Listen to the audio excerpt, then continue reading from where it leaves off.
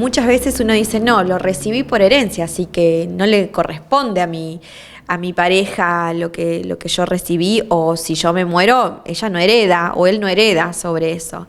Son dos cosas totalmente distintas, Juana, y es importante aclararlo porque a veces ante la muerte, ante el fallecimiento de alguno de los esposos, los hijos o los herederos vienen a consultar por qué alguien dice...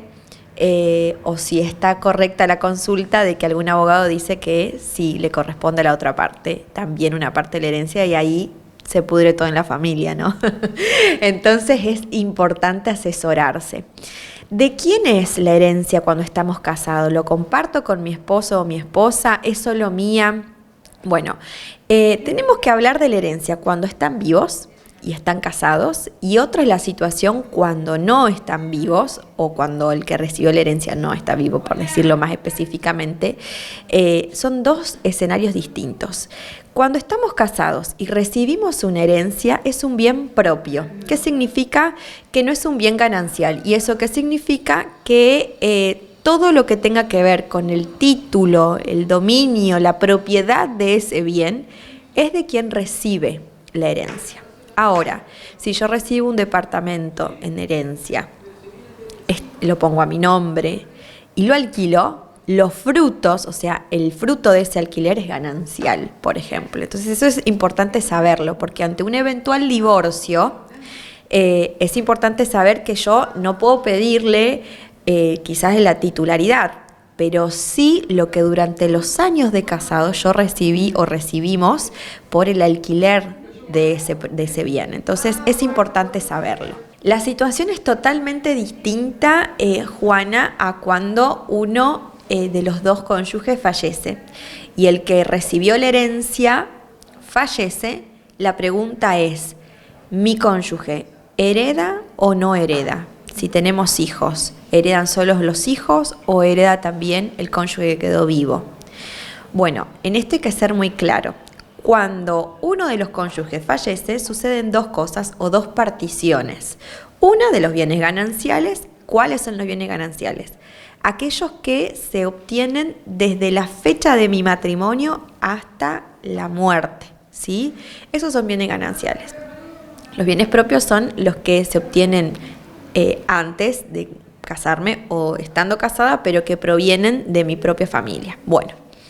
¿Qué sucede? Ante la muerte de uno de esos cónyuges que recibió la herencia, se hacen dos cosas. Una es la división de los bienes gananciales, es decir, el 50% para cada cónyuge, pero también, y esta es la gran pregunta siempre, Juana, en el estudio, que los bienes propios, aunque fueron, digamos, de quien, o siguen siendo de quien falleció, ante su muerte, el cónyuge hereda como un hijo más sobre esos bienes propios.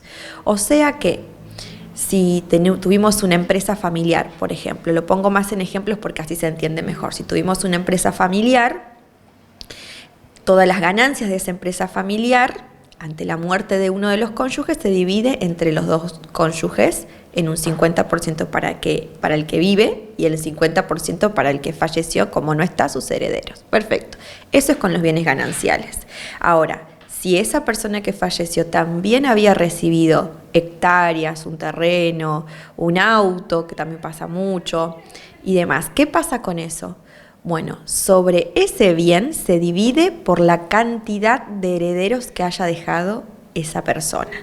Entre ellos, el cónyuge. Las deudas se heredan y eso quiere decir que los herederos, entre ellos si es la esposa, estamos hablando de los matrimonios, la esposa o el esposo que quedó vivo, hereda las deudas. Por lo tanto, siempre que se abre una sucesión, Juana, primero se abonan las deudas, se abonan los honorarios, se abonan los gastos de juicio y lo que queda es lo que se adjudica o se reparte primero entre las partes, entre los herederos, mejor dicho. Así es que es muy importante siempre saber eso cuando vamos a abrir una sucesión. Y también cuando estamos ante una situación de divorcio, las deudas, o sea, tarjetas de créditos, prendarios o no, de lo que fuese, cualquier tipo de deuda, se dividen en partes iguales ante un posible divorcio.